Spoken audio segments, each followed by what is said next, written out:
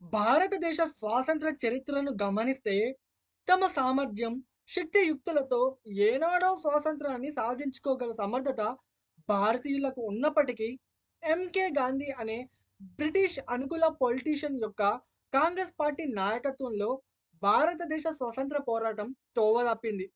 MK Gandhi తీరును గమనిస్తే, British వారికి అనుకూలంగా ఉంటూ రాజకీయాలు చేస్తున్నాడేమో అని అనిపిస్తుంది. ఎందుకంటే ఎంకే గాంధీ భారతదేశానికి స్వాతంత్రం లభించినా, లభించకపోయినా పెద్దగా ఫరక్ ఉండదు. భారతదేశంలో పరిపాలన భారతీయులది. కానీ ఆధిపత్యం బ్రిటిష్ వాళ్ళ చెప్పు చేతుల్లోనే ఉండాలన్నట్టుగా ఎంకే గాంధీ రాజకీయాలు ఉండేవి. కానీ భారతీయ నాయకులకు అలా కాదు. లోకమాన్య బాల గంగాధర్ తిలక్, వినాయక్ దామోదర్ సావర్కర్, నేతాజీ సుభాష్ చంద్రబోస్ వంటి ఎందరో భారతీయ నాయకులు సాధ్యమైన త్వరలో భారతదేశానికి స్వతంత్రం సాధించాలనే లక్ష్యంతో పోరాడడానికి అనేక బలమైన కారణాలున్నాయి. 1857 మొదటి స్వాతంత్ర సంగ్రామం అనుకున్న లక్ష్యాలను సాధించలేకపోయినా బ్రిటిష్ సామ్రాజ్యవాదులకు అనేక ఏళ్ల పాటు నిద్రలేని రాత్రులను రుచి చూపించింది. 1857 అప్పటి పోరాటం పునరావృతం అయితే వాళ్ళ ఉనికికే ప్రమాదం అని భావించి 1857 స్వాతంత్ర సంగ్రామం తర్వాత బ్రిటిష్ రాజనీతిజ్ఞులు భారతదేశంలో తమ విధానాన్ని పూర్తిగా మార్చుకున్నారు. ఆ మార్పు కారణంగా భారతదేశం ఎన్నడూ కని విని ఎరగని దారుణాలను చవి చూడాల్సి వచ్చింది. 1896లో మొదటిసారి భారతదేశంలో కరువు వచ్చింది. తరువాత 1899 నుంచి 1900 సంవత్సరాలలో మళ్ళీ మరొక కరువు వచ్చింది. ఈ 2 కరువుల కాలంలో 1,73,000 మంది భారతీయులు ఆకలి చావులకు గురైనారు. కర్జన్ వైస్రాయ్‌గా ఉన్నప్పటి 19వ శతాబ్దపు మొదటి 5 ఏళ్లలో 7,50,000 మంది ఆకలికి ఆహుతి అయినారు.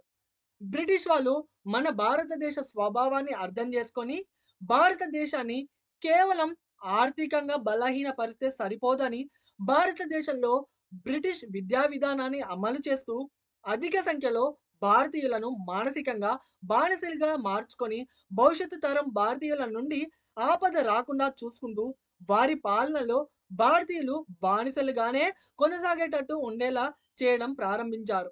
ఇంకోవైపు భారతీయులంతా ఐకమత్యంగా ఉన్నంత వరకు తమకు ముప్పు తప్పదని గ్రహించి ఎంకే గాంధీ వంటి బ్రిటిష్ అనుకూల నాయకులను ఉపయోగించి భారతీయులను హిందూ, ముస్లిం అంటూ మతపరంగా విభజించి భారతదేశ స్వాతంత్ర పోరాటం ఉధృతంగా కొనసాగుతున్న సమయంలో అధిక సంఖ్యలోని ముస్లిం ప్రజలు స్వాతంత్ర పోరాటాన్ని పక్కన పెట్టి కేవలం ప్రత్యేక ముస్లిం దేశం కోసం ఉద్యమించే విధంగా బ్రిటిష్ వాళ్ళ ఎత్తులు ఫలించాయి.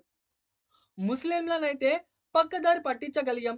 కానీ లక్షల సంవత్సరాల కాలం నుండి సనాతనమైన వైదిక ధర్మాన్ని ఆచరిస్తూ భారతదేశాన్ని విదేశీ బానిసత్వం నుంచి విముక్తి చేయాలని పోరాడుతున్న హిందువుల నుంచి ఎక్కువ ఆపద ఉంది కదా అని మళ్ళీ కాంగ్రెస్ పార్టీకి అధినాయకత్వం వహిస్తున్న వారి బ్రిటిష్ అనుకూల నాయకుడైన ఎంకే గాంధీని ఉపయోగించి భారతీయులను జాతుల వారిగా, కులాల వారిగా కూడా విభజించి హిందువుల మధ్య ఐకమత్యం సన్నగిల్లేటట్టు చేసి భారతదేశపు స్వాతంత్ర పోరాటాన్ని బలహీనపడేటట్లు చేశారు.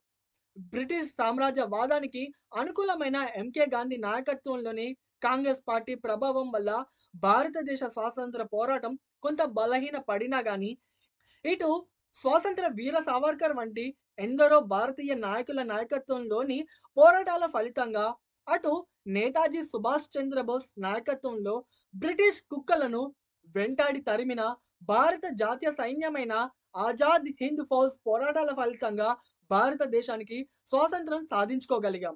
జై హింద్.